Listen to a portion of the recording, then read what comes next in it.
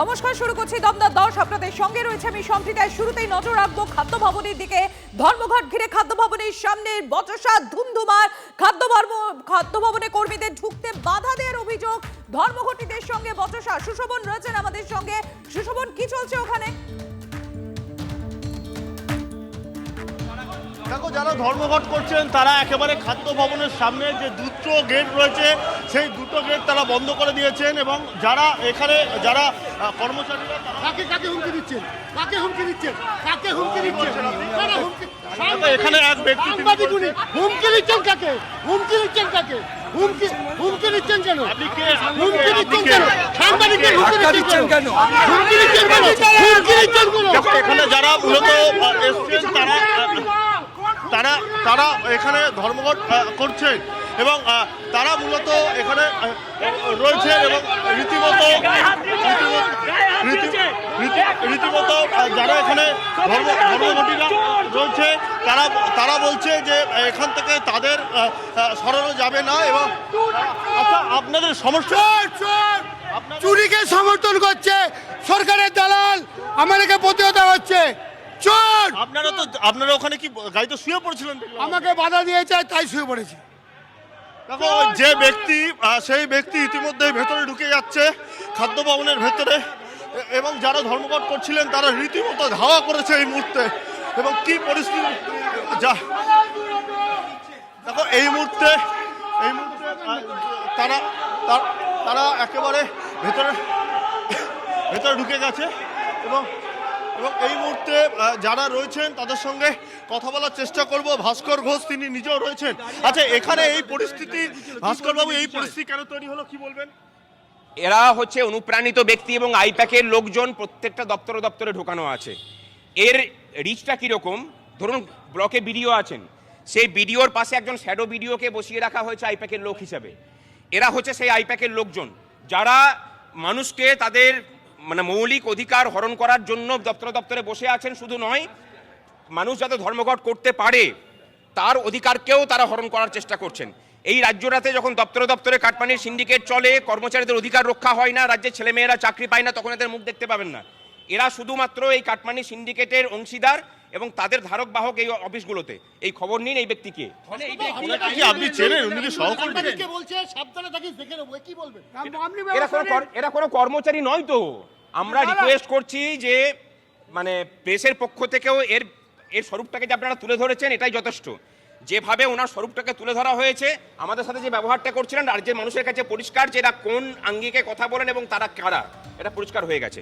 এবং একদম আমরা সন্দেহ প্রকাশ করছি। প্রত্যেকটা ডিপার্টমেন্টে এরা কাজ করছে। সহকর্মী হলে তাদের কোনো যদি সহকর্মী হতো, তিনি যদি সরকারি কর্মী হতেন, তিনি কোনো সাংবাদিককে এইভাবে হুমকি দিতেন না যে তোমাকে দেখে নেব।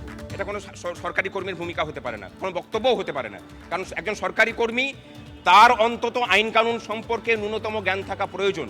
একজন সাংবাদিকের কাজ হচ্ছে সংবাদ সংগ্রহ করা। তিনি যে কোনো জায়গাতে গিয়ে সংবাদ সংগ্রহ করতে পারেন। গেটের মধ্যে সংবাদ সংগ্রহ করতে পারবেন না, সেখানে গিয়ে তাকে হুমকি দেওয়া হবে যে আপনাকে দেখে নেব। তার সংবাদ পরিবেশন আপনার পছন্দ হতেও পারে, নাও হতে পারে। কেউ দিব্যি দেয়নি যে সবাইকে খুশি করতে হবে, কিন্তু এই যে হুমকি দেওয়া, সেটা হচ্ছে এই সরকারের ভিতরের যে মেজাজ মর্জি তারই বহিঃপ্রকাশ। যেটা দেখা গেল যে উনি দাঁড়িয়েছিলেন, আপনারা গাড়ি একেবারে আবেদন করছিলেন, সেই জায়গায় বারবার কেন উনি করছিলেন? উনি কি সহকর্মী?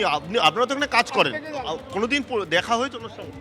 আমরা জানি না যে উনি আদৌ সহকর্মী কিনা, কিন্তু এই গোটা খাদ্য ভবনের বিভিন্ন ডিপার্টমেন্টে প্রচুর পরিমাণে শ্যাডো লোককে ঢোকানো হয়েছে যাতে করে এই ব্যাপারগুলোকে কন্ট্রোল করতে পারেন। ওই যে গতকালকে প্রতাপ নায়ক বলেছেন না যে দপ্তরে নজর রাখা হবে, নজরটা এবার থেকে আমরাও রাখছি আমাদের উপরে। সরকারের তরফে যে আপনারা শুনলেন সংগ্রামী যৌথ মঞ্চের আহ্বায়ক ভাস্কর ঘোষ তার সরাসরি অভিযোগ।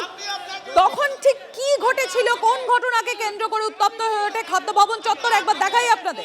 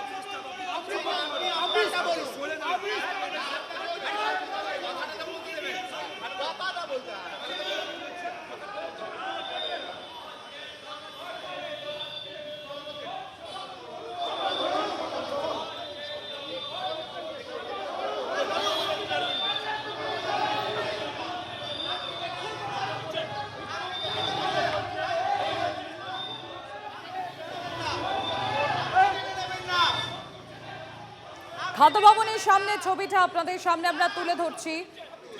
তখন ঠিক কি ঘটেছিল আর এখনকার ছবিটা দেখাই। দেখুন দেখুন ধর্মঘটের সমর্থনে গোলাপ ফুল দেওয়া হচ্ছে, যারা কাজে আসছেন তাদেরকে গোলাপ ফুল দেওয়া হচ্ছে সংগ্রামী যৌথ মঞ্চের তরফ থেকে। দেখুন বলছি যারা ধর্মঘটকে উপেক্ষা করে কাজে যোগ দিতে যেতে চাইছেন আমরা তাদেরকে বলছি যে ফুলটা নিন, কারণ এই কাটমানি সিন্ডিকেটের লোক তো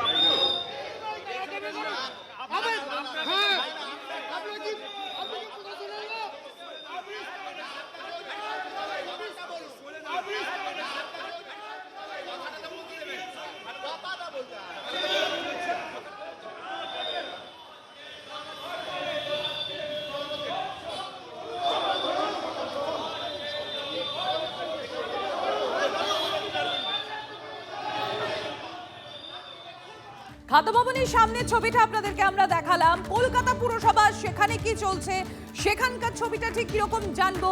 শান্ত রয়েছেন আমাদের সঙ্গে, আমি একবার সরাসরি চলে যাবো শান্তর কাছে। শান্ত, কি চলছে সেখানে, কি ছবি দেখতে পাচ্ছ কলকাতা পুরসভায়? দেখো, কলকাতা পুরসভার সামনে এখনো পর্যন্ত যারা ধর্মঘটী রয়েছেন তারা এখনো পর্যন্ত এসে পৌঁছননি। কলকাতা পুরসভার যারা কর্মীরা রয়েছেন তারা কিন্তু যেটা মূলত কলকাতা পুরসভার সিংহদুয়ার, সেই সিংহদুয়ার দিয়ে তারা প্রবেশ করছেন। এখনো পর্যন্ত তারা কোনো বাধাপ্রাপ্ত হয়নি এবং এই সামনে যে পরিস্থিতি সেটা সম্পূর্ণ শান্তিপূর্ণ রয়েছে এবং কলকাতা পুলিশের কর্মীরা এবং কলকাতা নিজস্ব সিকিউরিটি গার্ড কিন্তু অ্যালার্ট রয়েছে যে যদি খাদ্য ভবনের মতো ধুন্ধুমার পরিস্থিতি হয় তাহলে তারা কীভাবে সামাল দেবেন।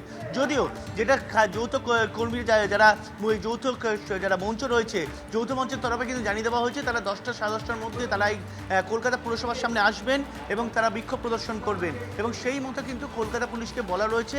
এখনো পর্যন্ত তারা এসে পৌঁছননি।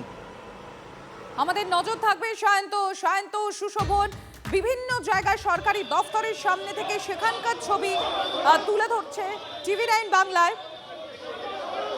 সুশোভন খাদ্য ভবনে রয়েছেন আমার সহকর্মী, আমার অপর সহকর্মী সায়ন্ত কলকাতা পুরসভায় রয়েছে। জেলার ছবিগুলো একবার দেখে নেবো আমরা। জেলাতে সেখানে এই ধর্মঘটের কি প্রভাব পড়েছে, ধর্মঘটের সমর্থনে জেলাগুলোর দিকে আমরা নজর রাখবো। প্রথমেই আমরা নজর রাখবো বাঁকুড়াতে।